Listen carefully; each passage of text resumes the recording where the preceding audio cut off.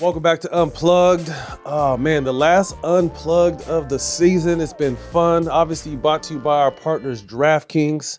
What better way to close out the Unplugged season than to have my two dogs on, Stephen Ulysses, Jesse Jackson III, and Maxwell Maximus. Glad Max, not Mad Max. What's up? Fellas, it's been a good season, man. I want to thank both you guys for jumping on and helping me out through this season. Jack, but before we get into the show, man, what's going on with you? Talk to us and talk to the fans. What's up, everybody? Actually in the airport now, headed to Nap, man. I'm one of them guys that don't go to the doctor, so I've been running from the doctor. And like 2 months ago, I had working out or something. I tore my hip, my labrum in my hip, and didn't even think it was bad. Kept working out, kept stretching to the point where I barely can walk. Mac's been around me the last couple of weeks. Some days, man, some steps I take, I feel like I'm about to fall down. So I went to the doctor. It kept giving out on me, and it was a little worse than I thought. Me waiting so long, I got a torn labrum. I got a cyst that then grew in my hip because of the fluid going into my hip, and my nerves are damaged. I got a mild case of scoliosis. And they got to go in there and clean some stuff out of my back tomorrow. So I'm in the airport headed there now. Good luck and prayers. Is it the Indy doctors doing it, the Pacer doctors, or you just found a good doctor out in Indy? Shout out to Josh Corbier and the Pacers doctors, man. You know, that's a they family. You know, I won a championship with the Spurs, but nobody treat me like family like the Pacers and the Golden State Warriors. So they take good care of me. I called Josh, told him about my issue. Got me right in, seen the doctors. I seen the doctors, Matt, 4 days ago. Now I'm having surgery Tuesday, so they're taking great care of me. Love it. So what's the plan now? So this is going to be hip surgery, not back surgery, right? They're going into my back. So he told me when he going and cleaning out, because my bottom disc is gone. So he's going in there and cleaning some stuff out of my back and making sure my nerve is proper. And fixing all that stuff in my back is going to make everything in my hip heal. So he don't have to go on my hip. If I would have waited 2 months later, Matt, I would have needed hip replacement and screws in my back. So God bless me for going early, man. Hey, man, that body's been through a lot, man. What, Matt? Yeah. Oh my goodness. Yeah. We put our bodies through a lot, bro. You done pounded the concrete. You done pounded the hardwood. Hell yeah. You done pounded face first from being hit by cars. That body been through a lot. Shit. Hey, I'm just thankful. At 47 years old, it's my first time having surgery, so I'll take it. Man, well, speedy recovery, bro. So you're going to be down a minute, then what, 2 weeks, 4 weeks? What's going on? Well, you know us, man. We don't ever do what the doc say. The doc told me I'm going to be down a month, but I'm looking at about 2 weeks. How about for once you just listen to the motherfucker and stay down as long as you need to, because the back is something you don't want to play with. All right, so this leads me to my next. Question. Who is the head coach of the Big Three squad now? I missed the week already, and Max did a great job. The guys didn't respond like we wanted them to, but Max did a great job. So yeah, he's definitely gonna hold it down. Yeah, I got my brother back, man. God damn it, I got his back. Goddamn, we need to get a goddamn win this weekend now. Goddamn, guys, come on now, shit. Goddamn it, motherfucker. Oh goddamn, Max, but we got a tough motherfucking game this weekend, though. Goddamn it. We got the 305 Beasley and motherfucking Lance, and I got all that. I got all this shit, the dancing and all this bullshit gonna go on. I got to talk to these guys before the goddamn game, and tell the goddamn Lance and old goddamn Beasley, y'all chill now, goddamn now. Y'all chill. Y'all ain't gotta do all this shit. But we're going at the ass though. We're gonna compete. We're going out there to compete though. Fuck this shit. Max, they gonna be dancing and talking shit too. Y'all better hold it down. You know these motherfuckers gonna show out in Boston. So we're gonna be ready though. We're gonna compete. It's gonna be better than what the fuck they think it's gonna be. That shit definitely ain't gonna be sweet. So obviously the season doesn't end. Summer League is in full swing already. For some of these younger players, I caught some highlights of the young boys getting up and down. But speaking of Summer League, Max, I'm gonna start with you. What do you remember? What year was your Summer League and where was it? We're in where we were. And where we was. I forget what the fuck we were at. Vegas. What year was it? That was in 1988, 89. God damn, Max, I was in third grade. That's crazy. I was smoking big in 88, 89. I was smoking big in 89. Here you go, motherfucker. You was 10 or 11 years old. You was already blowing dope. He was way off the porch. That's why I told you that. Yes. Yes, that body done been through a lot. But where was your Summer League, Max? And what was it like? It was in Vegas, and it was okay. I was on a make good contract and shit. I wasn't even signed up, so I had to go out there and perform shit. So I went out there and bust some motherfuckers' asses, and then and after, as soon as, after we play, I think we played like 2 games out there, and the motherfucker signed me on up for, gave me a Oh, real during contract. So summer league. That's yes, what's up. sir. I was killing motherfuckers out there. Yes, sir. Jack, what was your summer league experience like, and what year was it? My best summer league experience was, I think, in 2002, playing with the Spurs. I was cooking. I Mm, was cooking. I was good shit. cooking. My summer league.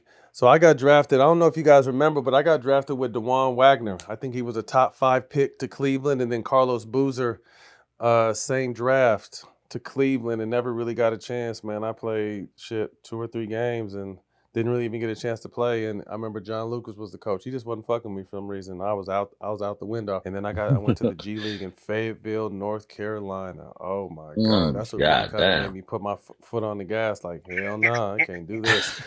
One thing I remember about Fayetteville, that's where J. Cole's from. I But can't what I remember laugh, about bro. I can't Fayetteville laugh. was it it's a army town. And I always wonder, Yes, like, I it wouldn't go is. out, but I probably would say I went out maybe 3 or 4 times, and every time I went out, there was always fights. I'm like, yo, why is there always fights? Like, it was always fights. And they say these military dudes come home and Military their dudes, wives man. been fucking with Yeah. dudes while they were on the road. So there's only one spot to go. So they used to get down with the get down at this one bar. I'm like, man, I can't do this shit. I'm They coming going from straight to the LA pretty way out nigga. here. I got to get the fuck out of here, man. So, whoo, shit. No man, So I had motherfucking to no I had to Even man's if get you land. myself didn't up do out it, of man, you there. look guilty. All bad. Yeah, no, hey, luckily I stayed out the way, bro. I stayed all the way. I had me a little cheerleader out there. I stayed out the way. So, but Yeah. anyway, yeah. Well, summer league is back. I saw some highlights of Bronny. You guys know each year getting a chance to under your belt where he played in the G League and how much smoother and more confident he's going to look this year. So I'm excited to continue to tie in to watch some of these younger players play and see what their experience is like and to the young players, if you happen to see this, man, obviously you do what you do, but there's been plenty of guys that have been successful that may have had off summer league. So it's not the end of the world if you have an off summer league. If you have a good summer league, good luck to you and congratulations. But for the guys, the big players that don't have, good summer leagues, man, that shit don't mean nothing. Just be ready to work in training camp and get your journey off to the right foot. Fella, there's a big trade that went down Monday morning. John Collins headed to the Clippers. I really like that move. Norman Powell goes to the Heat. Kevin Love and Kyle Anderson go to Utah. Kevin Love will probably be bought out. He's near the back end of his career. What I want to talk about the trade, obviously Norman Powell is a big piece to move, but I think the Clippers made this move with something in mind. And obviously there's been reports about Bradley Beal and possibly CP3 going to the Clippers. But if you think about this could be a potential James Harden, Bradley Beal, Kawhi Leonard, John Collins, Zubac, and then possibly a CP3 coming off the bench. I think that puts the Clippers, I mean, they're a little bit older, but I think that puts the Clippers in a good space in the West. I mean, Utah, or obviously OKC is up there, and we'll talk about Houston and Denver. But what are your thoughts about the Clippers and potentially making some of those moves? I don't like it. I just, Tell them why you don't like it. Tell I them just why don't you like how mad, they son. call that whole combo sound. I do like getting rid of Norman Powell. I think Norman Powell, he played great last year. He was a great offensive side, but I don't think he made the team better. He played great, but he didn't make the team better. He's a great player. He's gonna do good. He gonna do well in Miami. Chris Paul going back. I don't know how that's gonna work with James being down. Kawhi. I don't know how that's gonna work. But I will say this: the person that they need is not Chris Paul. I'm not saying I know who it is, Matt, but I don't like the adding Chris Paul, James Harden, Kawhi. I don't like all that. That's not you need another you need to add another guy that's willing to do some more of the dirty work. James ain't doing no dirty work. Kawhi only can do so much. So you got to bring a guy that's willing to be the dirty work on both ends of the floor. Chris Paul ain't the guy. I love CP. I want to see him go out on a high note. And I don't think the high note I wanted to see him go out on is with the Clippers. Max, thoughts? A lot of damaged goods on that motherfucker. And then they bring it in. And then they bring it in CP3. I love you to death, CP3. But they about to hang them motherfuckers up. But I just think, man, they're gonna make the playoffs. They're gonna do what they do every year. I mean, solid team with a lot of veterans on the motherfucker know how to play, but they ain't gonna win no damn championship. So put it like that. I like potentially bringing in a Bradley Beal. I feel like he has a lot to prove. He was a big time scorer, a scoring champ, Nate, if I'm not mistaken, while he was in Washington. 2 years in Phoenix didn't necessarily work out how he expected it. He's going to get bought out. They could probably get him for a good number. But I think, at one point we were talking about he was one of the best two guards in the league, and that wasn't that long ago. So I think for him to kind of have a chip on his shoulder, I think his no trade clause and the amount of money he make kind of painted him as a bad person or a bad player. But if you look at his numbers, 50% from the field, 18, 19 points a game, if he's in a better situation. And I think to me, this lends to James because James is someone that's 22, 8, and 6, but I can see James going down to 18, 10, and 6 and making more room for Beal to be able to do what Beal does, someone that we know can score the ball. So I'm interested in, and then again, Ty Lue being one of the best coaches in the game. So I'm interested in seeing this. I would love to see, Jack, to your point, I would love to see CP land in a space. I've actually been talking to CP a lot lately, and I think it's year 21, and he announced it's going to be his last season, but his goal is to obviously be closer to the family. He's really starting to make a name for himself in the AAU space. We just seen him all last weekend, and I know it's important. He wants to play another year, but I know how important it is to be present and be a dad. So getting him somewhere in California, I think, is the goal. So whether that be the Clippers or another California team, I hope that ends up working out for him. But I'm really interested in seeing what this turns into for the Clippers if it goes as planned. Dame did he get bought out? They stretched his contract. They stretched it. They stretched it over 4 years. So basically he'll be getting nearly $22.5 million over the next 4 years. I guess, it's up in the air now. Will he rehab by himself or will he join an organization? Possible names that have been thrown out there: Boston, Golden State would be going home, Miami. Portland is probably a place too. But what Dame is 35, if I'm not mistaken, coming off an Achilles. And although Achilles isn't what it used to be as far as coming back, he is a smaller guard. But the reason why I think Dame will be okay is because his game is never dependent on athleticism. His strength, skill set, and ability to shoot the ball. It'll probably take a little bit to get back there, but I don't think it's going to be dramatic. I think the defensive end is something we're going to have to wait and see because he wasn't super strong on that side anyway. But what do you guys think about Dame? If you guys were in this situation, would you guys rehab it out with your doctors and then kind of pick and choose where you, once you're healthy, where to go? Or would you jump on with an organization, be able to rehab around the team with team doctors and still kind of build that chemistry as you're rehabbing? Jack, what would you do? You're about to get surgery. If I was Dame, it'd have to be the right situation. I'd go somewhere where I got a good chance of being a champion. My role is not high. I got to come off the bench or whatever, but it all depends on where it is, Matt. I think if it's a good situation where he can come in and play a nice role and help a team win the championship when he does get healthy, I think he works that out with that team. But until he finds that, you got to rehab on your own. You're getting paid $27 million a year. You've been making a lot of money. You can have all the same resources outside of the NBA that they have. You know what I'm saying? But but just rehab until you find your situation that's good for you, then rehab with the team. Do it on his own, rehab on his own, and get himself back together. And it's gonna be a whole year before he come back. Shit, the motherfucker ain't coming back next year. So he's out for a whole fucking year. So but it just, you got to concentrate on himself, man, and get himself back together. And then, once he get himself back pretty much healthy, then he concentrate on where he want to go and try to put himself in a good situation.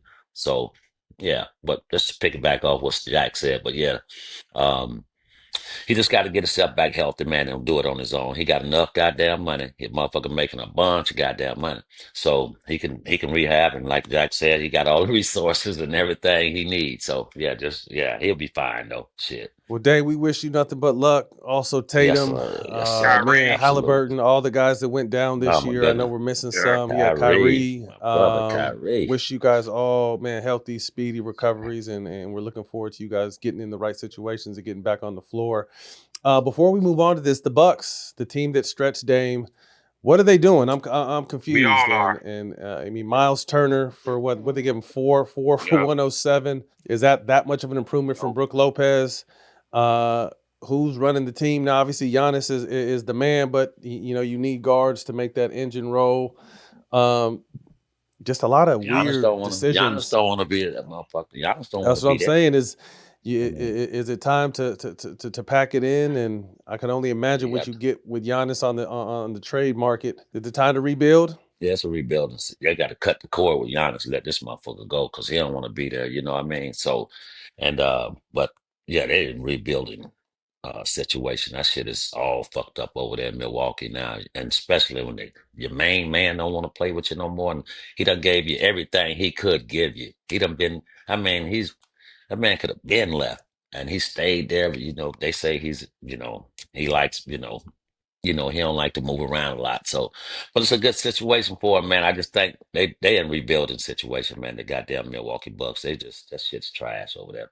I don't know. I wouldn't even want to go there. I wouldn't even want to go there and play. But once they traded Middleton away, that's when things start going downhill. He was a big part of what they did. He had got hurt and he had missed a little time out, and they played a little bit, they played better a little bit without him. Then they got rid of him. They've been going downhill since. Now Giannis don't really know he want to be there. And then now you got to think, bro,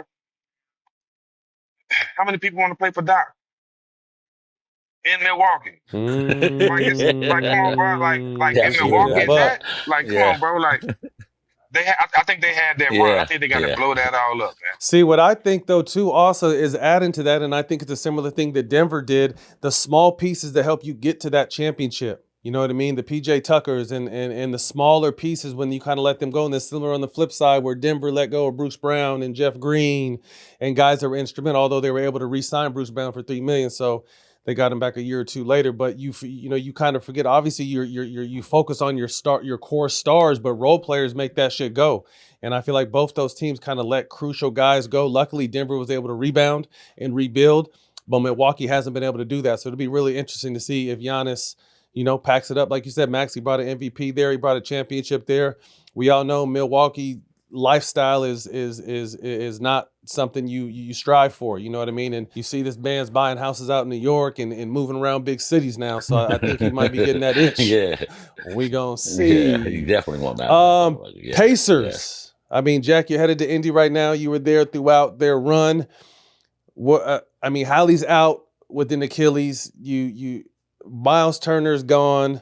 What is their strategy moving forward? Are they just, biding their time until Halliburton gets back? Do they trade some people away for some assets? What do you guys think their play should be? The core of the team is still there. I think they plan on making some moves to do some things.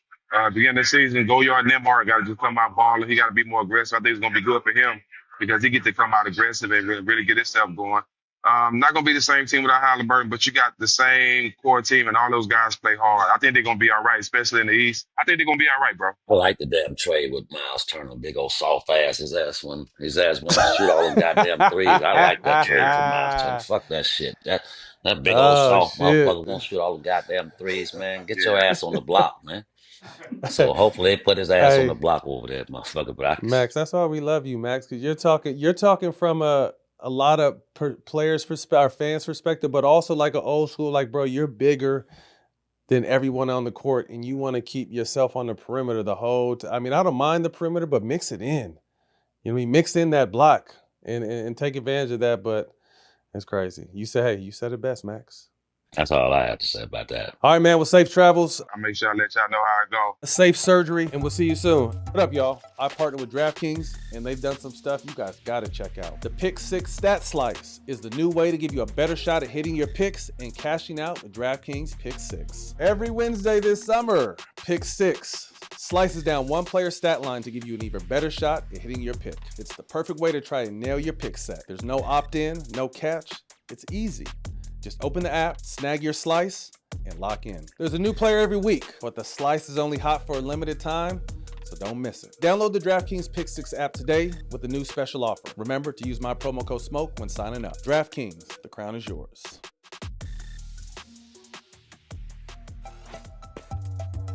Your Rockets, Max, they made some moves. We haven't spoken since Kevin Durant in the 7-team deal.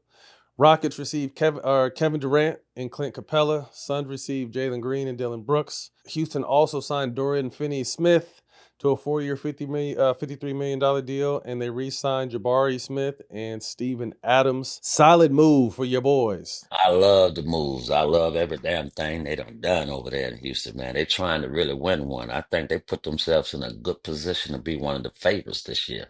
I mean, like I kept saying, all these motherfuckers needed to do was the Rockets needed to do was get a motherfucker you can roll that ball out to and go get a goddamn bucket, and we got him now. And You we got got one of the this greatest to motherfucker. ever do it. You got one to be able to Absolutely. ever roll the ball out and go get you one. Kevin Durant's one of the Absolutely. greatest to ever do it. And I agree with you. I felt like they were missing. They were a good young team that played hard and a Yep. good coach, but they missed that one guy that every single night is going to give you, whether it's, Yes. what do you have, 27 last year? It'll probably make, Yeah. 26, 25, Yeah. 26, 27 next year. Consistency. That consistency. That's He's it. got a bunch of young dogs that are going to play hard for Kevin too. You know what I mean? They realize Absolutely. that Oh they my know goodness, KD is yes. on his last run, Oh and yeah. them young Oh boys are yeah. going to be motivated Oh, to play some hard for him and dogs. help him get one on the way. So I'm really happy Absolutely. for you guys and Oh what yeah. you're able to do, man. They Oh continue yeah. to improve. Another team that I feel got better was Denver. They traded Michael Porter Jr. for Cam Johnson. Michael Porter is owed $79 million over the next 2 seasons. Cam Johnson is owed $43 over the next 2 seasons. So, nearly $30 million, $30+ million difference. They were able to sign an instrumental Swiss Army knife for their championship run, Bruce Brown, for only $3 million. And then they got Valanciunas, who was in talks about jumping over the waters, and Denver said, "Nah, fuck that, bro. We traded for you. You gonna honor your contract." But all jokes aside, to me, Valanciunas is one of the best backup bigs Absolutely. in the game. Yes. Yeah. Very Yes. solid, double, hard nosed, Absolutely. Yes. physical. Oh yeah. You'll find his ass. He likes to shoot that, awkward looking Oh jumper yeah. from the mid range, Chop but shot. he'll be on Absolutely. that block too.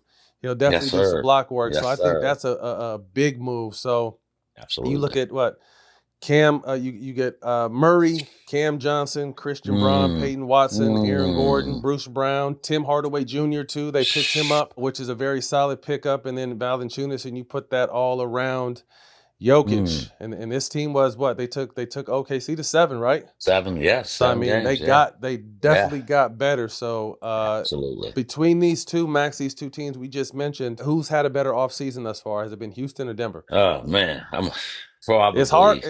It's hard to say. Denver. I was Probably about Denver. and I was talking to the Probably producers Denver. too, and it's I mean, it's hard for me to say that a team, you get a Kevin Durant and your team didn't have the best offseason, but Denver's been able to put a lot around, and they've been able to add pieces to it already. A championship proven team. I really like what Houston's done. Yes. And Yes. to your point, I think they put themselves right in contention. I think it's going to be Denver, Houston, Yeah. and OKC Denver. Yeah. as the top Absolutely. 3 teams in the Western Yes. Conference. But both teams, man, have had great offseason thus far, and it really kind of shines the Absolutely. lights on the teams that haven't. Mhm. You Yeah. look at Phoenix, like, okay, now you're buying out Bradley Beal, and what are you getting in return? You lose Right, Kevin Durant.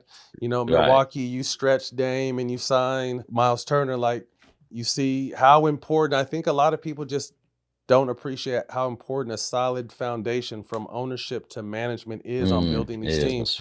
We've seen the Knicks struggle for so many years, and they finally got some good management in there, and you see the product on the court. I tell people, man, I don't care what the fuck you have on paper. If your management and ownership is sideways, it'll never turn into, because winning starts Absolutely. up top. Max, this is the last show of the summer for the season. What is one bold prediction for next year? What's something you want to hang your hat on, that remember this day, we're going to clip this shit, and next year we're going to say, Max, remember you said this shit on this day. What is that prediction for you? I goddamn Rockets gonna win the championship next year. Ooh, I ain't mad That's at what it. the damn bold. That's what the I bold love it. motherfucking prediction is. That's it. Hey, The Rockets gonna win that I love motherfucker. it. Yeah, I that's love what it it. is. What's yours? I don't know. I'm gonna think of one. Normally, as the host, I just have to ask you motherfuckers that. I don't really have to give you my bold prediction, but what is a bold prediction? What is a bold prediction? I think Bradley Beal has a very solid season next year, and he reminds people why just 3 or 4 years ago he was considered one of the best 2 guards in the game. I think a bounce back season for Bradley. Good dude. Bad situation, and then how all the noise starts with that. But I'm happy. I'm happy he's going to get his chance to really spread his wings and find the love for the game again. And so that's my prediction. It's not as big as yours. I'm not saying but who's going to win the championship. I like Bradley. He a Gator, you know what I mean? That motherfucker, he went to Florida, so I fucks with him. Yeah, he's a Gator. So Does LeBron finish as a Laker next season? absolutely. You can't trade LeBron from the fucking Lakers. I mean, who fuck saying that? Who's saying that shit? Who Dylan. Dylan, Dylan, stop with all that bullshit. Dylan, what are you talking about, buddy? Don't do that to yourself. Hell no, Bron ain't going no motherfucking where. Hell no, that man in L.A. Yeah, he's going nowhere. He's not going nowhere. Not. Well, Max, man, we appreciate you on behalf of the company, man. We're excited to have you as a part of the family as we continue to grow. We got some good stuff coming up for you. I know we're working on the animated Mad Max series that we're gonna be bringing to life, and then also tell me a little bit about Deep Fried, about you and Stak, and what you guys got going on this summer with Deep Fried. Well, shit, it's gonna probably be put on hold for a second because my man got to go up under the knife. So, but it's a show that we're gonna be in a sprinter van, doing what we do, smoking that good motherfucking marijuana, and goddamn it. They got them going around just eating all kind of different types of foods and shit. And me and this motherfucker, he, I don't, I don't eat a lot of shit either. And he don't really either. He's a picky eater too. So it's going to be funny as hell, man. It's going to be some crazy, funny shit, man. We're going to be high as hell too. So that's why we call it. Yeah. So it's going to be a real good series. I can't wait Well, for it though. man, you guys let me know when you bring that Sprinter out to LA and pull up to the house. I will hop in and indulge in all aspects Absolutely. of the Absolutely. We're show. going to do that. Absolutely. We're Yeah. going to do it. Before we get out of here, I want to send my love to my man, Gene Roebuck, one of my business partners. I've coached his son since he was a young boy. He's one of the top upcoming high school players in the country. But Gene had a stroke last week and Oh man, went in and good had Lord. emergency brain surgery, man. So we're sending you love. He's the one that always Stay caters. blessed, brother. He caters Yes. for our company all the time, makes all kinds of amazing food, man. So Gene, sending a lot of love and prayers out to you and the family. Little Gene, hold your head, bro. Yes, Gene. Yes. I'm here for you guys. We love you, and man, we're praying for another speedy recovery. Stay blessed, brother. Yes, please. Well, that's a wrap. Unplugged. Hope you guys enjoyed this season. You can catch this on All the Smoke Productions YouTube and the DraftKings Network. Stay tuned. We're going to have some stuff. We're not going to have shows, but we're going to have some stuff coming for you guys, man. We're working on some dope stuff to fill this void, and we will see you guys in October.